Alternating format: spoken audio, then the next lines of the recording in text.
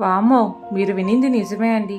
ఆఖరికి పుచ్చకాయకి కూడా భయపడే రోజులు వచ్చేసాయంటే, చిన్న పిల్లల నుంచి పెద్దవాళ్ళ వరకు ఇష్టంగా తినే ఒక ఫ్రూట్ అంటే డెఫినెట్గా పుచ్చకాయ. పుచ్చకాయ నచ్చని వాళ్ళు ఎవరుంటారండి?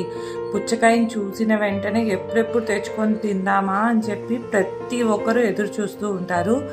అండ్ ఇలా కోసి చూస్తే ఎర్రగా ఉంటే అబ్బా ఎంత బాగా అనిపిస్తుందో.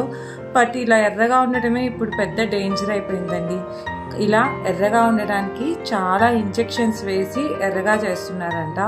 అందుకని నా పుచ్చకాయ ఇప్పుడు టిష్యూ టెస్ట్ పాస్ అవ్వాలి. సో ఎస్, పుచ్చకాయ అయితే టిష్యూ టెస్ట్ పాస్ అయిపోయిందండి. అండ్ డార్క్ రెడ్గా ఉంటే దాంట్లో ఇంజెక్షన్ వేసినట్లు, ఇలా లైట్గా ఉంటే ఇది రియల్ పుచ్చకాయ అన్నట్టు. ఇంత సంతోషం నాకెప్పుడు కలగలేదండి. ఒక 7 వారాల నగలు కొనుక్కున్నా ఇంత హ్యాపీగా నేను ఉండనేమో. ఏం చేద్దాం, కలికాలం అండి, కలికాలం.